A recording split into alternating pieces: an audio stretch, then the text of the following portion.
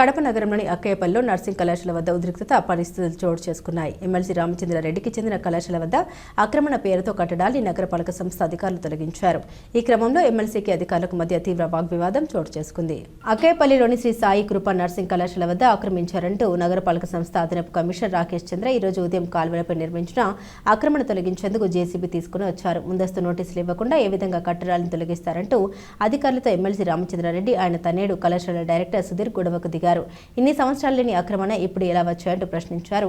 కేవలం వైఎస్ఆర్ కాంగ్రెస్ పార్టీకి చెందిన ఎమ్మెల్సీని రాజకీయ కక్షతో ఎమ్మెల్యే ఈ చర్యలకు పాల్పడిందన్నారు. స్థానికుల ఫిర్యాదుతోనే కట్టడాలను తొలగిస్తున్నట్లు అదనపు కమిషనర్ రాకేష్ చంద్ర తెలిపారు. అందరికీ నమస్కారం. ఈ అక్కాయిపల్లి పరిసర ప్రాంతాల్లో మొన్న ఒక ప్రజాప్రతినిధి తిరిగేటప్పుడు ఇక్కడ ఎంక్రోచ్మెంట్లు ఉన్నాయి, కొట్టండి అని చెప్పారంట. సంతోషం. ఎంకరేజ్మెంట్లు ఎక్కడున్నా కూడా కొట్టాల్సిన అవసరం ఉంది, దానికి మేము కూడా సహకరిస్తాం. బట్ అయితే ఎక్కడైనా కూడా ఇండ్లు కట్టుకునేటప్పుడు వాళ్ళ ఇంటి కాలువ పోతూ ఉంటే వాళ్ళ ఇంటి ముందర స్టెప్స్ పెట్టుకొని కాలువ కింద పంపించడం జరుగుతుంది. ఆ విధంగా టౌన్ అంతా కూడా ఉంది. బట్ అయితే వాంటెడ్గా పొలిటికల్ సీన్ ప్రకారము మా కాలేజీ పక్కన ఉండేటటువంటి దాన్ని మాకు ఎటువంటి నోటీస్ ఇవ్వకుండా, కనీసం మాకు నోటీస్ ఇస్తే ఏదైనా సమస్య ఉంటే మేమే తొలగిస్తాం, కానీ పొలిటికల్ వార్ ప్రకారం మమ్మల్ని ఇబ్బంది పెట్టాలనేటటువంటి ఉద్దేశంతో అసిస్టెంట్ కమిషనర్ స్థాయిలో ఉండేటటువంటి వ్యక్తి పొద్దున్నే జేసీబీ తీసుకొని వచ్చేసి అంతా కొడతామని వీధంతా హల్చల్ చేస్తున్నాడు. ఇది మంచి పద్ధతి కాదు అంటాను. మేము వైఎస్ఆర్సీపీకి అభిమానులుగా ఉన్నాము కాబట్టే, వైఎస్ఆర్సీపీ తరఫున ఎమ్మెల్సీగా ఉన్నాను కాబట్టే మమ్మల్ని ఇబ్బంది పెట్టాలనేటటువంటి నేచర్లో వీళ్ళు ఉన్నారు. అది చాలా తప్పు అంటాను నేను. ఎందుకంటే పొలిటికల్ పార్టీలు అనేటివి వస్తూ ఉంటాయి, పోతూ ఉంటాయి. ఈరోజు అసిస్టెంట్ కమిషనర్ కూడా అతను ఒక ఉద్యోగి. ఆ ఉద్యోగి ఈరోజు ఇంకా ఒక 5 సంవత్సరాల తర్వాత మళ్ళీ ఇంకొక పార్టీ వస్తుంది. అన్ని పార్టీలకు అధికారులు సమానంగా ఉండాలి. న్యాయం ఏదైతే అది చేయాలి, కానీ అన్యాయాన్ని న్యాయంగా మార్చేటటువంటి పద్ధతి అధికారులకు ఉండకూడదని నేను ఈ సందర్భంగా తెలియజేస్తున్నాను. ఏదన్నా మేమేదైనా ఎంకరేజ్ చేసినా, మా ప్రాంతాల్లో ఎక్కడైనా నీళ్లు పోకపోయినా ఈ ఏరియా కార్పొరేటర్ కూడా మా మిస్సెస్ ఉంటున్నది. కాబట్టి మేమేమన్నా సూచించినప్పుడు మేము ఇచ్చినటువంటి కాగితాలు బుట్ట దాఖలాలు చేస్తున్నారు. ఎవరో చెప్పారు కాబట్టి దీన్ని ఇంత ప్రధాన అంశంగా తీసుకొని ఇంత పొద్దున్నే వచ్చి వార్ చేయటటువంటి క్రమేణా అంటే ఏదో పెద్ద అలజడి చేసినట్టు, మేమేదో ఆక్యుపై చేసినట్టు. ఎందుకండి, ప్రజలకు అందరికీ ఉపయోగపడే విధంగా మేము ప్రజాప్రతినిధిగా ఉంటూ అందరం కూడా ప్రజల డెవలప్మెంట్ కోసం సహకరిస్తాం. ఎమ్మెల్యే కావచ్చు, మిగతా ప్రజాప్రతినిధులు అందరం కలిసి ప్రజలు బాగుండేదానికి పనిచేస్తామని నేను ఈ సందర్భంగా చెప్తున్నాను. ఇటువంటి చేష్టలు మంచివి కాదు. ఒకరిని మాత్రమే టార్గెట్ చేయడం మంచిది కాదు. ప్రభుత్వాలు ఉంటాయి, పోతాయి. కాబట్టి అధికారులందరూ కూడా మీరు నిక్కచ్చిగా ఉండి మాకేదన్నా ఒక నోటీస్ ఇచ్చి ఏమన్నా సమస్య ఉంటే తప్పనిసరిగా ఏ ప్రజలకైనా నోటీస్ ఇచ్చే వాళ్ళు దానికి తప్పనిసరిగా సమాధానం ఇస్తారు, లేకపోతే రెక్టిఫై చేసుకుంటారు. Okay, thank you. ఇవ్వలేదండి. నోటీస్ ఇస్తే నోటీస్ ఇచ్చామని చెప్పాం. ఓరల్గా చెప్పారు ఈ పక్కన అనేది. ఓరల్గా చెప్తే ఎట్లా ఉంటుందండి? మేము కూడా ఓరల్గా చెప్పాం, అయ్యా ఈ ప్రాంతంలో ఏమి ఇబ్బంది లేదు, మేమన్నీ కూడా స్వచ్ఛందంగా, మాదే కాదు మిగతా ప్రాంతాలు కూడా మేమే కార్పొరేటర్ ఈ ఏరియాలో అని చెప్పడం కూడా జరిగింది. బట్ అయితే అది వాళ్ళు ఇన్సెంటివ్ కావాల్సింది రావడం అండి. ఇది అంతే, ఏమి ఒక పొలిటికల్ సంబంధంగా, ఇది పొలిటికల్ వార్గా సంబంధంగా రావడం, పొద్దున్నే వచ్చి అల్చల్ చేయడం, ఇది మంచి పద్ధతి కాదని నేను చెప్తాను. పార్టీలు వస్తూ ఉంటాయి, పోతూ ఉంటాయి. కాబట్టి ఇంకనైనా నేను ఎతో చెప్తున్నాను అధికారులందరికీ కూడా, న్యాయంగా చేయండి. అన్యాయంగా ఎక్కడైనా ఉంటే డెఫినెట్గా మేము కూడా సహకరిస్తాం, ముందుకు పోతాం.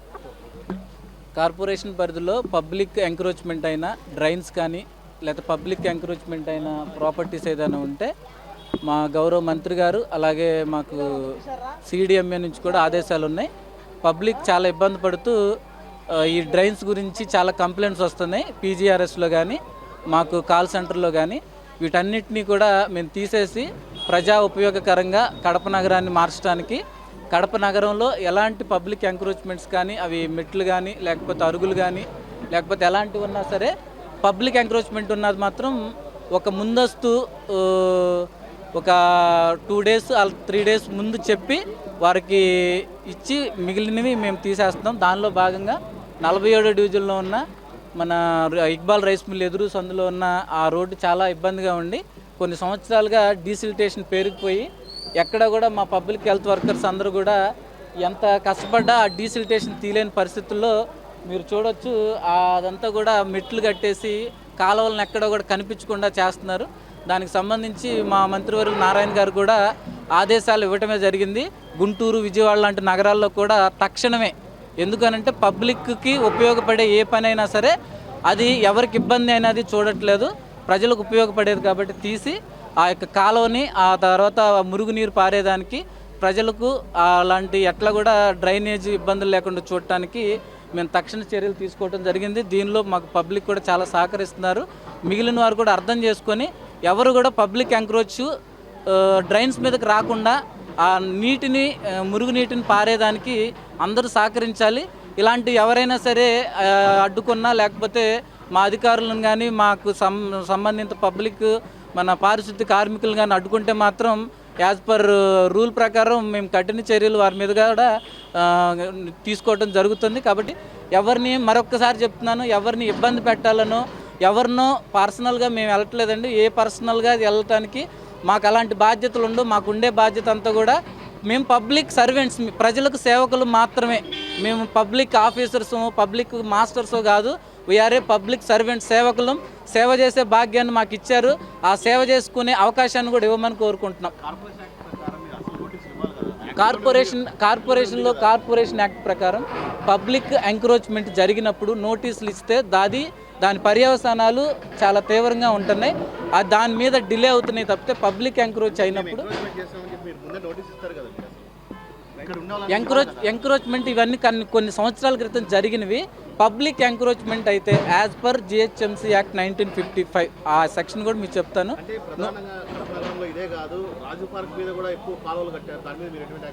రాజీవ్ పార్క్ దగ్గర కూడా వెళ్తాం. ఇదే చెప్తున్నాను కదా, డివిజన్ ఇది మొదలయ్యి 3 నెలలే అవుతుంది. ఈ 3 నెలల్లో జరిగిన ఇలాంటి డీసిల్టేషన్ మీకు చెప్తున్న ఎగ్జాంపుల్ ఎన్జిఓ కాలనీ మీరు చూడండి, అలాంటిది జరిగింది. అలాంటప్పుడు కూడా వితౌట్ నోటీస్ పబ్లిక్ ఎంక్రోచ్మెంట్ అయింది, మేము వెళ్ళొచ్చండి. వితౌట్ నోటీస్ అంటే వాళ్ళకి ఓరల్గా ఇన్స్ట్రక్షన్, ఓరల్గా నోటీస్ లాంటిది ఇస్తాం. అది ఆల్రెడీ ఇచ్చాం 4 రోజుల క్రితమే. దాని తర్వాత మేము వచ్చాం. వితౌట్ నోటీస్ అయితే రాలేదు. అది మా బాధ్యత కూడా. Thank you. Sai Kripa nursing institution దగ్గర ఒక కాలువ తీయాలని చెప్పి అసిస్టెంట్ కమిషనర్ గారు మార్నింగ్ నుంచి ఆఫ్టర్నూన్ వరకు కంప్లీట్ ఆయనే పర్సనల్గా ఉండి దాన్ని ఏదో తొలగించాలని చెప్పి చాలా ఇబ్బంది పెట్టి ఏదో చేయాలని ఒక వార్ వాతావరణం క్రియేట్ చేయాలనే ఉద్దేశంతో మార్నింగ్ నుంచి ఇక్కడే ఉండడం జరిగింది. నేనేమంటున్నానంటే రామచంద్రారెడ్డి గారు కానీ నేను కానీ మా కుటుంబ సభ్యులు కానీ గత 35 సంవత్సరాలుగా ఇన్స్టిట్యూషన్స్ నడపడం జరుగుతుంది. ఏ ఒక్కరికి కూడా సార్ కానీ మేము కానీ పర్సనల్గా ఎటువంటి నష్టం చేయలేదు. పొలిటికల్గా కానీ పర్సనల్గా కానీ మాకు ఇప్పటికి కూడా ఎవరికి పర్సనల్గా వ్యతిరేకం కానీ శత్రుత్వం కానీ ఏమీ లేదు. ఒక పీస్ లవర్గా శాంతి కోరుకుండే ఒక వ్యక్తిగా రామచంద్రారెడ్డి గారు గత 25 ఏళ్ళ నుంచి రాజకీయాల్లో చిన్నగా ఎదుగుతూ స్వయం కృషితో ఎమ్మెల్సీ దాకా వచ్చారు. ఈరోజు ఏదో ఇంటెన్షనల్గా చెయ్యాలి, ఏదో జరుగుతుందని అక్కడికి కమిషనర్ గారికి ఏం చెప్పారంటే, సార్ ఒక 3 రోజులు టైం ఇవ్వండి, మేము సహకరిస్తాము, మేము చేసిస్తామండి, మీకు ఏం చెయ్యాలనో వాటర్ కాలువ పోతుంది, అన్నీ పోతుందని చెప్పి చాలా జాగ్రత్తగా చెప్పారు. నేనేమంటున్నానంటే వన్ సైడ్గా బిహేవ్ చేయొద్దు అంటారు. వన్ సైడ్గా ఎప్పుడైతే ఆఫీసర్ బిహేవ్ చేస్తారో పబ్లిక్ కూడా డిస్టర్బ్ అవుతారు. ఏదో మమ్మల్ని ఇబ్బంది పెట్టాలని పబ్లిక్ మొత్తాన్ని ఇబ్బంది పెట్టి కడపలో అక్కడ ఏదో వాతావరణం క్రియేట్ చేయడం వల్ల చాలా డిస్టర్బెన్స్ జరుగుతుంది. నేనేమంటున్నానంటే ఇప్పటికి కూడా వ్యక్తిగతంగా కానీ పార్టీ పరంగా కానీ ఏ ఆఫీసర్ కూడా పోవద్దు. మాకు ఎటువంటి శత్రుత్వం కానీ ఎవరితో కానీ ఏ విషయమూ లేదు. నేను ఇప్పటికి కూడా చెప్తున్నాం, మేము డెఫినెట్లీ సహకరిస్తాం. పబ్లిక్ ఇంట్రెస్ట్ మీద డెఫినెట్లీ సహకరిస్తాం. కడప డెవలప్మెంట్ కోసం చేస్తాం. ఇదే విషయాన్ని తెలియజేస్తాం. అందుకు నేనేమంటున్నానంటే ఈ రాబోయే రోజుల్లో కూడా ఏ ఒక్క ప్రజల్ని కూడా ఇబ్బంది పెట్టద్దు. ఇబ్బంది పెట్టి వాళ్ళని ప్రజలు ఉండే ప్రశాంతమైన జీవితాన్ని డిస్టర్బ్ చేయొద్దు. నేనేమంటున్నానంటే ఒక నోటీస్ ఇవ్వండి. మేము యాక్షన్ తీసుకొని చేయలేకపోతే తర్వాత రండి. మేము వచ్చేసాం ఇప్పుడే చేసేయాలి అంటే ఒక 3 days 5 days 10 days రూల్స్ ప్రకారం ఉంటాయి. దానికి మాకు నోటీస్ ఇవ్వండి, మేము డెఫినెట్లీ సహకరిస్తాం. మేము ఇప్పటికి కూడా చెప్తున్నాం, సహకరిస్తున్నాం. నా పర్సనల్ రిక్వెస్ట్ ఏంటంటే ఎవరికి వ్యక్తిగతంగా పోవద్దు.